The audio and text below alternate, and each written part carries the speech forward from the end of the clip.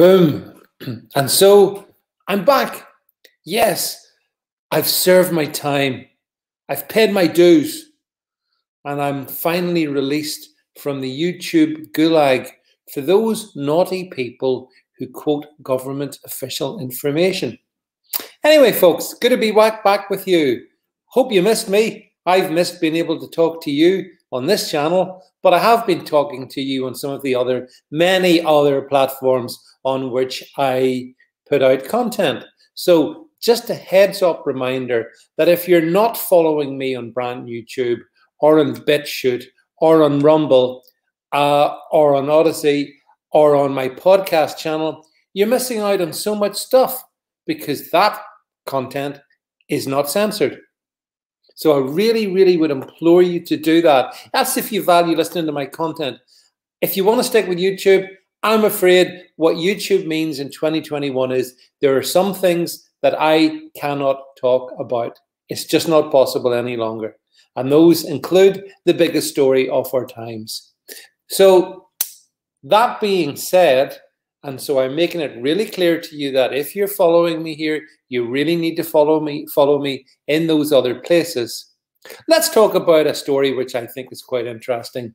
Oh yeah, here we have former US President Donald Trump suing Google, YouTube, Twitter, and Facebook, alleging censorship. Now, it's funny this because, of course, this is the BBC reporting it, and the BBC absolutely hates Donald Trump. But let's read the story. So the US president has filed a lawsuit against the tech giants, claiming that he is the victim of censorship. Well, of course, he absolutely is. There's no doubt about that in my mind.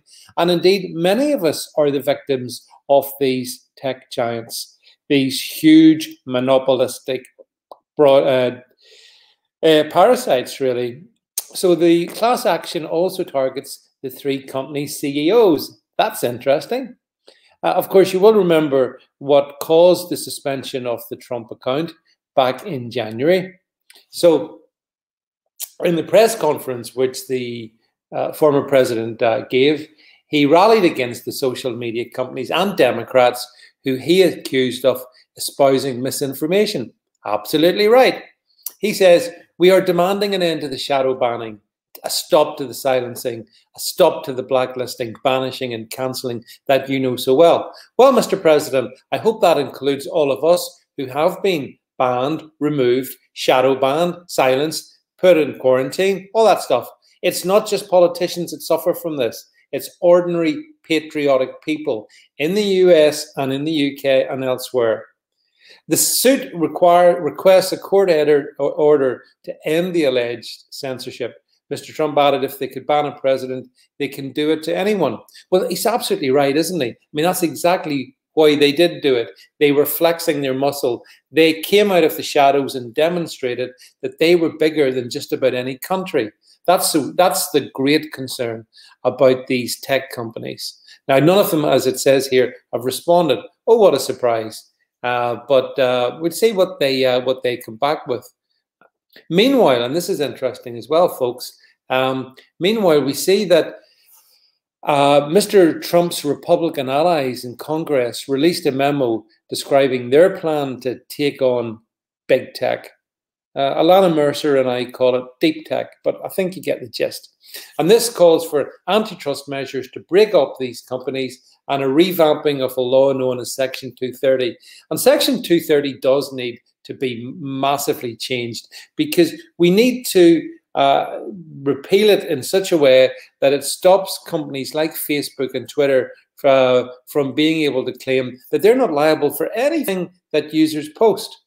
It's a liability protection which President Trump rightly observes nobody in history of the US has ever received. It's time that this ended.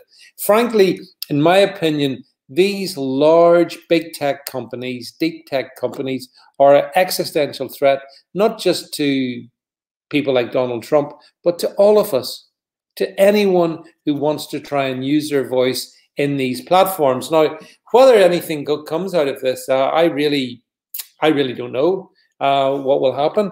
But what I do know is that if you value free speech without censorship, then perhaps you need to look for other platforms than the one I'm broadcasting to you on. Because as I say, I am now so limited in what I can talk to you about. So it's down to you, of course. If you want to stick with YouTube, that's fine. I'll be putting content out on a regular basis. I am at the moment on all these other platforms. So if you like hearing from me, maybe you'd like to go there and catch that content. In the meantime, I'll have a future exciting video here on YouTube on fluffy dogs, perhaps lovely little clouds, wonderful flower arrangements, maybe stuff like that. You know, the edgy stuff that YouTube really needs. In the meantime, as always, it's a pleasure to speak with you. Let me know what you think.